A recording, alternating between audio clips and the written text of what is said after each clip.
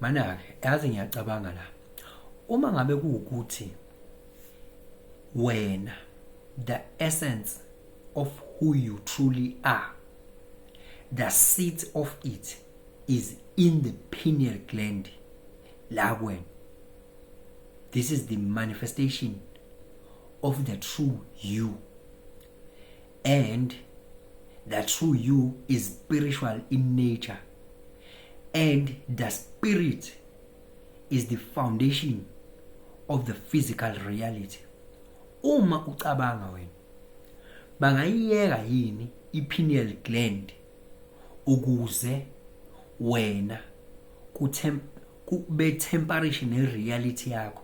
Bengayiyeka ni ikuyidisturba i-pineal gland uma ngabe kuwukuthi i-pineal gland is the manifestation of who you are on a spiritual level? Bangayiyeka yini ukuyidisturb so that kuzodisturbeka the physical reality, because the physical reality is created by the spiritual domain or the spirituality. Bangayiyeka ni?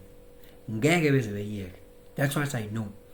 Kusho ukuthi ke bheka wena ukuthi iziphi indlela abadila ngazo ne-pineal gland yakho. Ngizokutshela ezinye zazo ngalesi sikhathi. Ubingelelo changes Akasha othi kungenzeka noma yini, noma inini, noma kanjani, kunoma ubani, ngoba impilo ayisiyona lento ocabanga ukuthi iyona. Possibilities are infinite in the universe. Your own consciousness is your own limitation. Kukude lapho esisuka khona futhi kukude lapho esiya khona. Beka phansi umoya ungatatazeli, uyabona. Ngeke beze beyiyeke i-pineal gland. Ngeke beze beyiyeke. Ngicela ukubuza nje. Uma ngabe ukuthi mina ngiyazi ukuthi wena unuka ngamakhala, and ngifuna manje ukuthi into ozoyinuka ibe tainted or contaminated, ingabi ungqo walento esuka inuka, mina kuzomela ukuthi ama sensory receptors akho amakhala ngitemperature nawo ukuze ingqondo yakho le interpretayo izo interpreta the wrong signal. Yabo? Ngizofocasa la emakhaleni.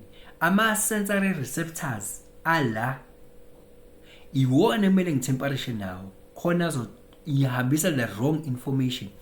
So bangayiyeka yini i-pineal gland if kukuthi i-pineal gland iyona seat of consciousness, of the true essence of who you are, and the consciousness is the creator of the reality? Benge-temperature yini ne-pineal gland so that bazo manipulate i-reality, so that wena you will have a false representation or a false interpretation of what is actually happening. Ngeke beze beyiyeke. So umbuzo landelayo ke uthi bangatemperature kanjani ke nayo i-pineal gland na? That is the second question, because the first question has been answered ukuthi ngeke beze beyiyeke.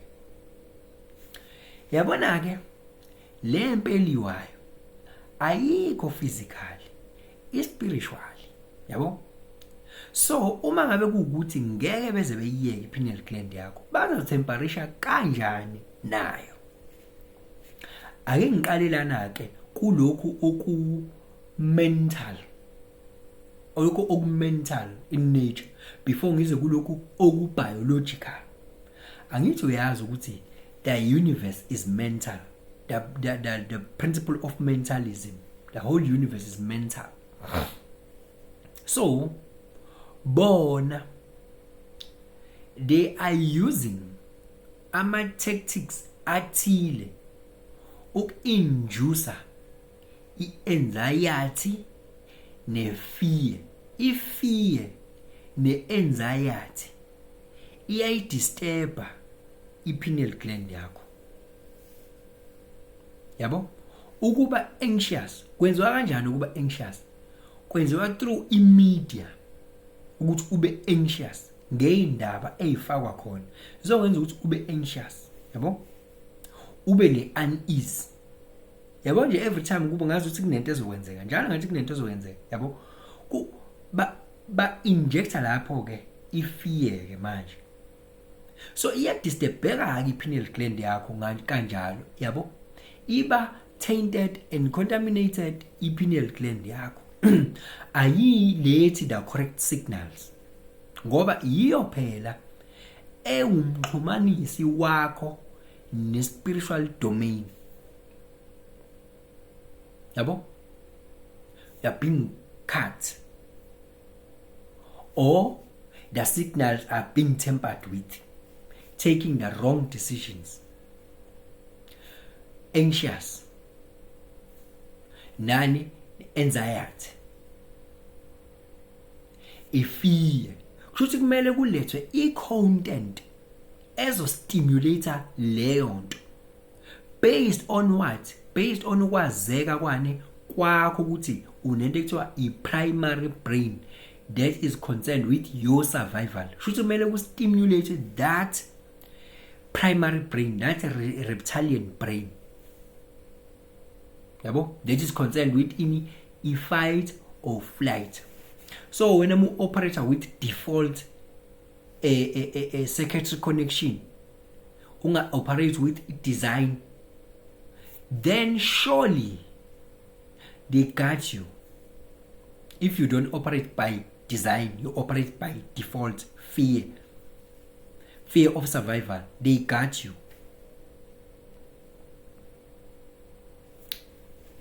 2, kumele zibe khona izinto abadlisa zona ezi-biologically ke manje that are tampering with your pineal gland again. Angithi yabo manje akusekho mental, the news were mental, now it's biological.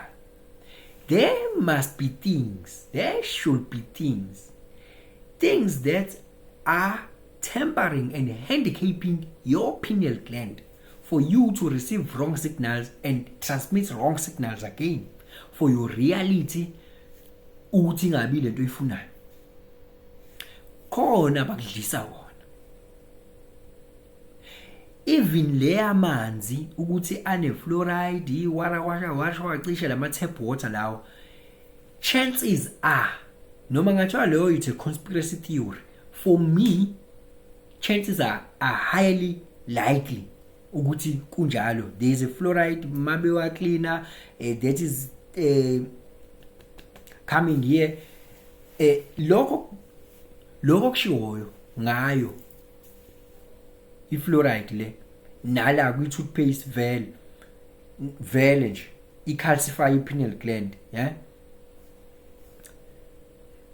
Uma ngisho ngingayenzi i-research etara lapho, but chances are ngeke beyiyeke i-pineal gland yakho. Nokudla ke qobo lokudla angeke beze bekuyeke ukudla oku calcify i-pineal gland. So they know ukuthi time to time you are going to take wrong choices because you are not guided from above. Ngoba i-pineal gland is your spiritual antenna. They know that you are not guided from above. You are receiving wrong signals and transmitting wrong signals again. So the bar capitalized, they are using the spiritual laws. Good, the universe is mental. Yabo, badila nalokhu nje. Badila nalokhu. Angiphathi ke utshwala. Oh, lapho baqedile phela. Baqedile. Iziyobisi, mokhuluma ngeziyobisi. Sonke lezo zinto lokho engikubalayo okunye nje ukufew kwakho. Okwayi. Okunye nje ukufew kwakho. Okwenza njani? Okudisturb le pineal gland. Not to mention ama-energetic channels la flow khona uprana, the life force, yabo. Not to mention that one ukuthi there's a blockage vele eyintweni abasinikeza zona. They are disconnecting us. Are you have impilo iphilwa ngeenqumo? Obviously, if you are disconnected, you are going to take wrong decisions that favors them.